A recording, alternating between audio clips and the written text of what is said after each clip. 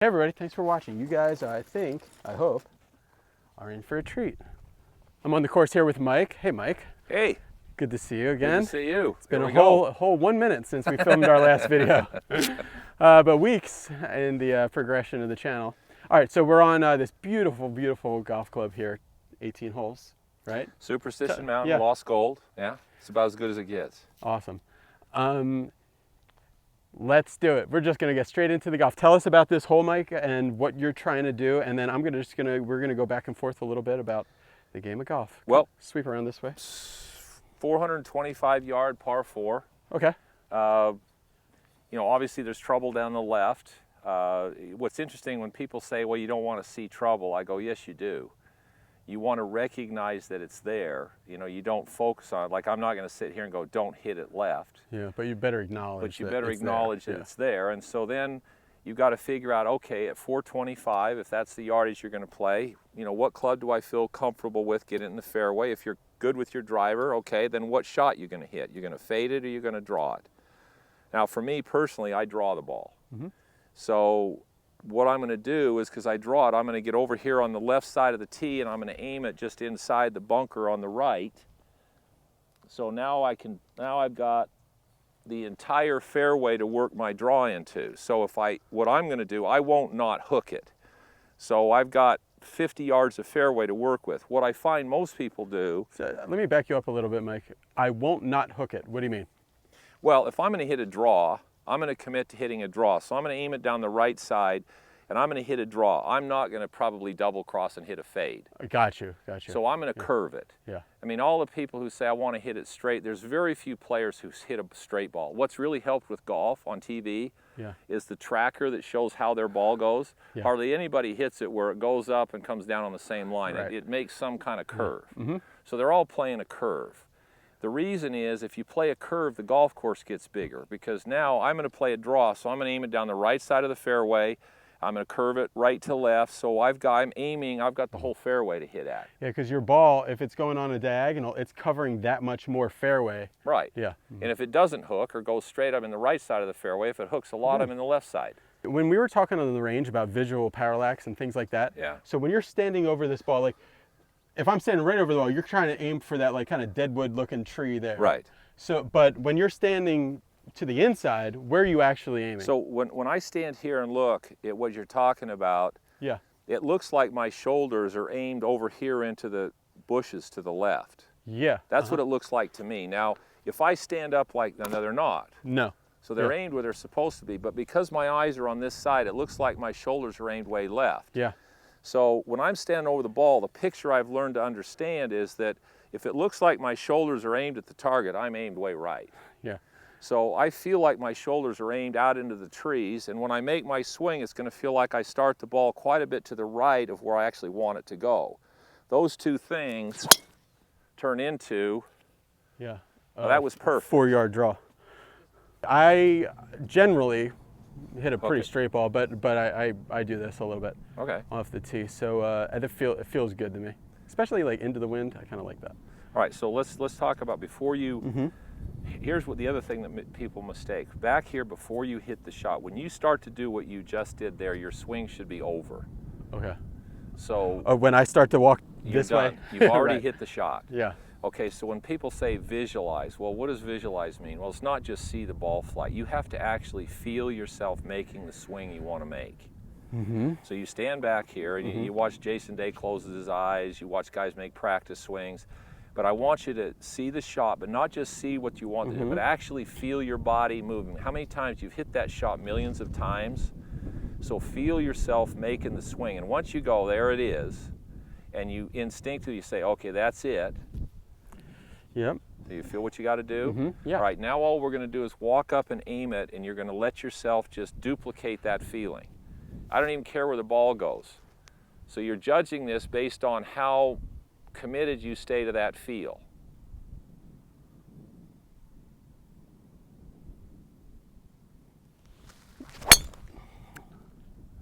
So we both pulled our first shots a little bit. So how did you feel? Did you feel like you stayed committed to it? Did you feel like you bailed out a little bit? I felt like I did the transition move I wanted to, And then, like we were talking about with the yips, I did a savior kind of deal right here. Okay. Well, what I saw, and is your body basically stopped. Yeah. So you froze and it went, didn't keep going. Yeah. So go ahead and hit one more. Yeah, it didn't swing to the finish. Well, so the rotation of your body didn't, as the club was going around you, you didn't keep rotating with the club. So you made a really good transition move, and everything was really good, and then everything kind of just totally came to a stop. Yep. So you get the feel for going around it. You know what your adjustment is now. Now let's see if the adjustment you make is going to be the right one. There we go. Okay, so you nuked it. So now here's how what you should do. Right now you should be thinking, okay, and here's how you learn to play golf from practice. You came out, you came up to your first shot, you made a swing, it didn't work the way you wanted it to. So we put another ball down, you made a couple of thoughts, you made an adjustment, you came up, boom, and you hit it perfect. You got to sit here and remember that adjustment you made and what it felt like. Well, I can tell you, and then sometimes I know from other guys, it helps to put it into words, so I'll tell you. Okay. It was a good transition, but it was all the way. It actually felt like I was going to come all the way, you know. So once you make the transition, then you've got to go ahead and go with it, is what you're telling me. You can't cut it off. You got to let the swing finish the swing. So for you, that was the adjustments you made. So when you're coming out here, and especially when you're practicing, learning how to play, if you hit a good shot, you got to go, what did that feel like? I like that. You replay it. If you hit a shot in your practices, you put another ball down and you go, okay, what's my adjustment? And when you make the adjustment, you've got to register it. You got to say, okay, I made the adjustment. This is what it felt like, because that becomes an index for you as you're playing in the future. If the ball starts going crooked, what am I going to fix? What are the adjustments I need to make? Because this is a constant game of adjustments, emotion and adjustments. That's what Jack called it. It's a constant game of emotion and adjustments. And it's being able to read yourself at any point in time in a round to pick the best swing and the best shot for you to hit to get the most out of your game. That's freaking profound. Yeah. Okay, people don't look at golf as a consistent and constant adjusting. They want to have one thing, one thought, and do the same thing all the time. It isn't going to happen. So how do you make adjustments? What are the types you have to make? What works for you under pressure? Yeah. All right, let's hit the road and go out there and see where the good ones are. All right. Now, say I had big expectations for this round. This was, you know, some huge tournament for me that I really wanted to play well in. Yeah. And, you know, before the tournament starts, you have all these ideas of how the day's going to go.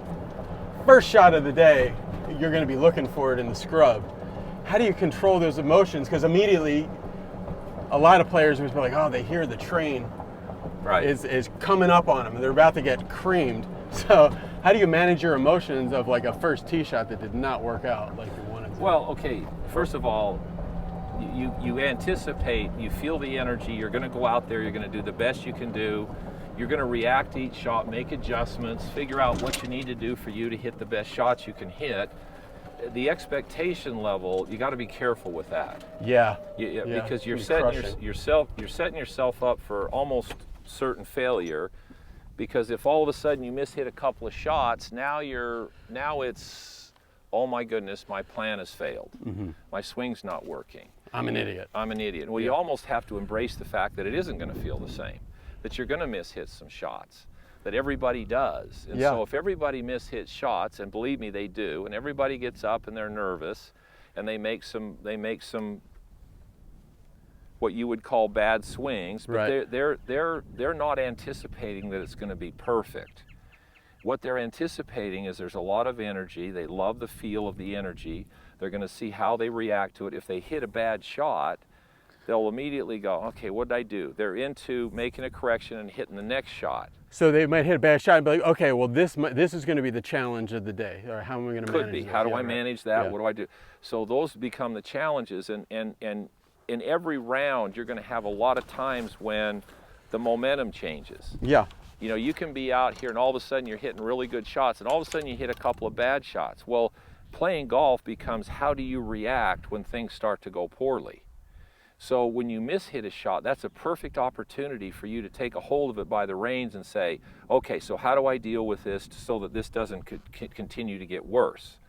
And so that's all part of learning how to play, is dealing with when it's not working well, which is most of the time. Yeah, the Tigers and the Jacks and the really good players, they just don't seem to quit ever. You know, like no matter how it's going, you see them Jack always trying. Well, Jack made a comment to me. He says he gets up to a shot, he goes through, he picks the shot he needs to hit for him, he feels comfortable, he gets up, he's committed, he makes a swing and he hits it. And the minute he hits it, all it is another situation with another set of variables that he has to figure out what to do with, commit to something and go. Then as soon as he goes, it's another shot with another set of variables, and he just keeps doing that until finally the round's over. You're like a string of individual problems to be solved. That's what it is. Mm-hmm. Yeah. It's not a whole thing. Right. It's individual, like you said. It's those individual situations that you pick for you the best option, commit and go. You react to it, you adjust to it, and then what's my next situation? So many times when you're playing in tournaments and stuff, the numbers start spitting in your head. Well, if I par out, at least I'll shoot 79. Well, at that point you're done. And you start telling the story. You start thinking about what you're going to tell your wife when she asks, like, "Hey, how'd you play?" or what you're going to tell your buddy. Okay, almost you're every way out of the moment. Well, no, yeah. Almost every good player, and then the young guys especially that haven't won and they win and they say, "So, what was different?" Yeah. And they say, "Well, I hate to be cliche about it, but I just felt like I was in the mall. I just hit one shot at a time." And people go, "Well, it can't be that easy." That's not easy. No. See, and so that's what they do is if I go out and play and I give my best effort to every shot, mm-hmm. at the end of the day, whatever it is, I can be good with it. When I can't handle myself is when I go out and I get mad at myself and I go half-assed at a shot, or I don't pay attention, or I get pissed and I hit a couple. Okay, now that's what I can't deal with. So we're all going to hit bad shots. You're all going to get upset. Get it over with. When you get to the next shot, it's just another shot. It's just a shot. It's playing into the millions of shots you're going to hit in your career. That one shot is not going to determine who you are or aren't. Yeah. It's just another shot. Mike, we have 132. Are you using the TP5 ball? Yes. Okay, that ball goes 10 yards further for me, so I'm going to club down a little bit. I've used it before. Okay, so we got 135. It's a little into the wind. So you look at where the pin is. Okay, see, I look at a lot of things. I mean, people say don't look at the bunker, don't look at the hillside, just look at the flag. Yeah. Well, no. Where do I want this ball? Okay, well, I want it a little right of the flag. So anything between the flag and the left edge of the bunker is kind of okay. I don't want to miss it up on that hill. So when I'm looking at a shot, what I'm not saying is I'm not going, don't hit it on the hill or in the bunker. I acknowledge that those are there, but I'm saying, okay, I want to hit it to this point. Yeah. I want to hit it just to the right of the flag. It's a little into the wind, so I'm going to take a little more club than normal because the wind's going to affect it a little. But it's almost like if you tell yourself right before you hit it, don't hit it on the green. You'll hit it on the green. If you say don't hit it in the bunker, you hit it in the bunker because your brain doesn't understand the don't. When you say don't it's just like a series of pictures. It sees the ball going in the bunker. Yeah. So when you say don't go in the bunker, it sees the ball go in the bunker. So what does it program? How to hit it in the bunker. So then what you have to do is so far override hitting into the bunker that you hit it the other way. Does that make sense? Mm-hmm. So if I get up here and I say, okay, I understand I don't want to go left and I don't want to go right, but where do I want to go? Well, I want to go just to the right of the flag, and I want to hit a little draw in there. Yeah. And so that's the shot I like, and so I make a practice swing where I go, okay, there we go. So that was good. So now all I'm going to do now is I'm looking at that spot, and I'm just going to aim it right there, and I'm going to make a swing. And I watch where the ball went. Now it started on line, but it hooked a little more than I wanted it to hook. Yeah, the wind took it a little bit. The wind took it a little, but it wasn't a bad swing. I just started a little more too much to the left, so I might make a practice swing now. Afterwards, and instead of letting the face turn down, I'll make a little more aggressive swing. Okay, now I'm ready to go to the next shot, so I'm done. Okay, so my feeling here, I want to hit it just kind of low, okay. which I'm going to do that by taking a little bit more club, a little bit shorter swing. Okay. You know, kind of just tempo it in there. So program the feel for the swing. See the trajectory you want the ball, where you want it to land, then match the swing and the feel. Now just step up and let yourself duplicate the feel. It doesn't matter where the ball goes now. Now you're committed to the swing you're going to make. It doesn't matter where the ball goes. Oh, thin to win. Okay, well, it's a good shot. I mean, you hit it, you mishit it, but it ended up perfect. Yeah. Okay, so thin to win. So you stepped away from that. So rather than do what you just did there, right. Make another swing now. And stay in the bubble here. Stay in the bubble. Yeah. And fix what you didn't like. Yeah, that was my hips were disconnected from here. You can probably see. Okay, so make a swing where you okay. So make a swing where you feel like you correct what you wanted. Yeah, it's got to feel a lot more together.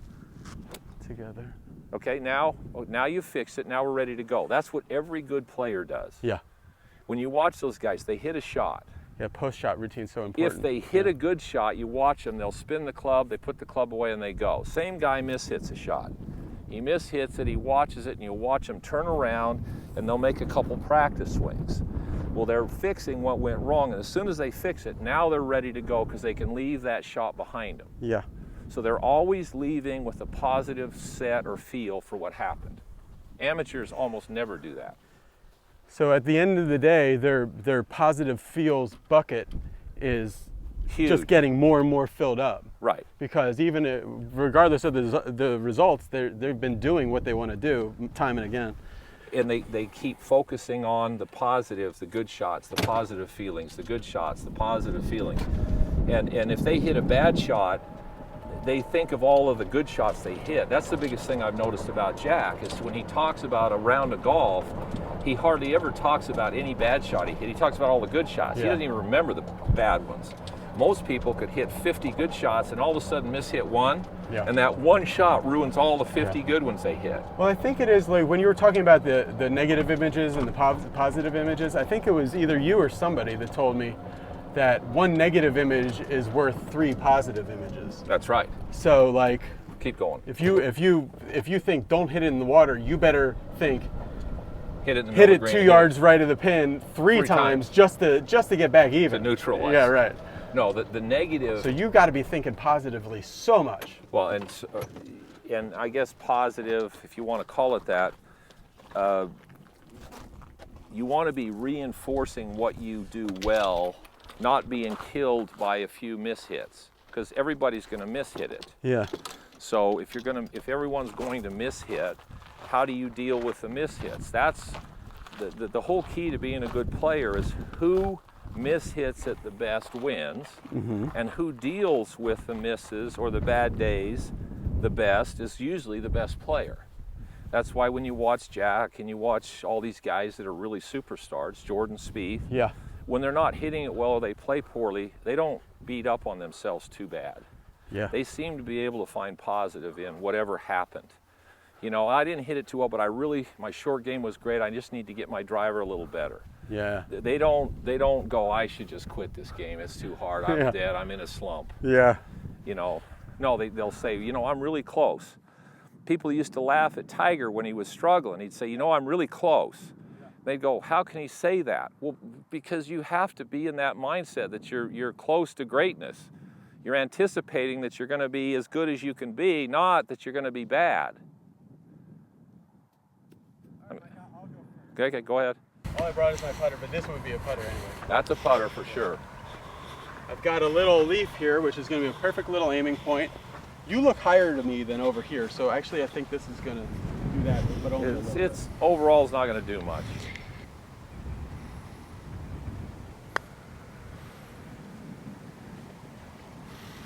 First putt of the day, just put a charge into it a little bit more. Okay.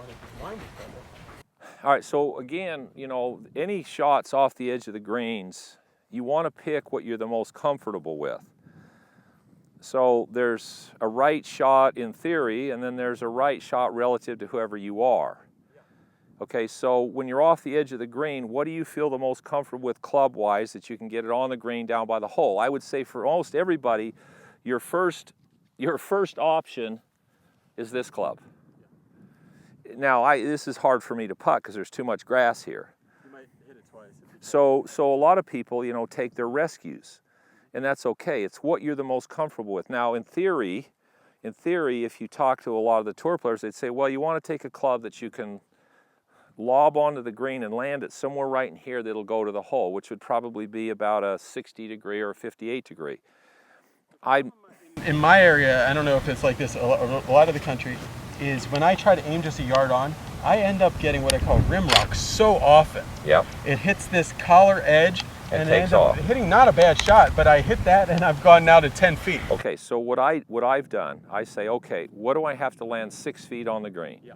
So that's going to be right here. Well, I'm not going to hit that shot here. So now it becomes, what can I get over this fringe and land there where it's going to roll out to the hole?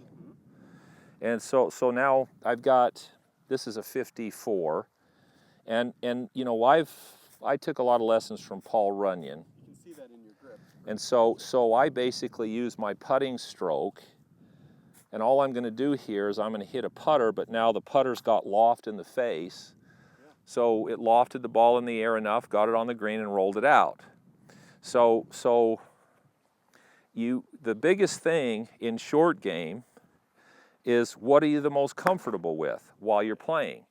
Now, if you're going to practice a specific shot that you want to be able to learn how to do, a lob shot or something like that, okay, but you have to practice it a few times, and when it's time to hit a shot, I will tell you this, you're better off being 100% committed to something that's 50% right than being 50% committed to something that's 100% right. So if you're really comfortable with a pitching wedge chipping, but you probably should hit a sand wedge because of the loft, but you're not comfortable with it, hit the pitching wedge.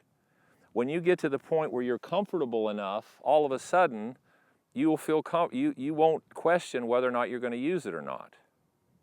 Good putt. Yeah, people in the South say, be wrong strong. But that's correct. Yeah. So again, it comes back to, is there a right or wrong shot to hit? Well, in theory, we could say from there or from where you were, we could probably come up with guys that would go with 2 or 3 different ways to do it. There's certainly a wrong shot for me. If I had tried to hit a flap shot there, even if I hit it to an inch, it would have been the wrong shot. That's right. Yeah. So, and the other thing that people watch on TV is they watch these guys hitting lob shots. Yeah. Well, the reason you see all these lob shots is because the TV telecasters, if they're seeing 2 guys going to hit a chip shot or pitch shot from 20 yards, 10 yards, Right. and you got one guy standing there doing this, he's doing this, Yeah, that's not a rating. and you got somebody else standing there doing this, who are you going to show? Yeah, let's go to Daly, practicing the flopper. Okay, so then everybody thinks that these guys are constantly hitting lob shots. No, they don't. Yeah. They hardly ever hit them. Yeah. I just played around with Scott Simpson the other day, ex-US Open champion, and we're talking about short game, and he has a great short game. And he goes, you know, I basically knew 3 shots. I had a bump and run, I had a little higher one and one other, and I use those pretty much all the time. He goes, I hardly ever hit lob shots. Yeah. He goes, I don't understand why everybody's fallen in love with these lob shots because they're so hard to control. And he says, so I've got plenty of control. There's hardly ever a time when I had to hit that really high flopper. And he said, if I had to hit that, I would probably make sure that I hit the other shot, got it on the green, and got it in position where I could make a 15-footer. Right.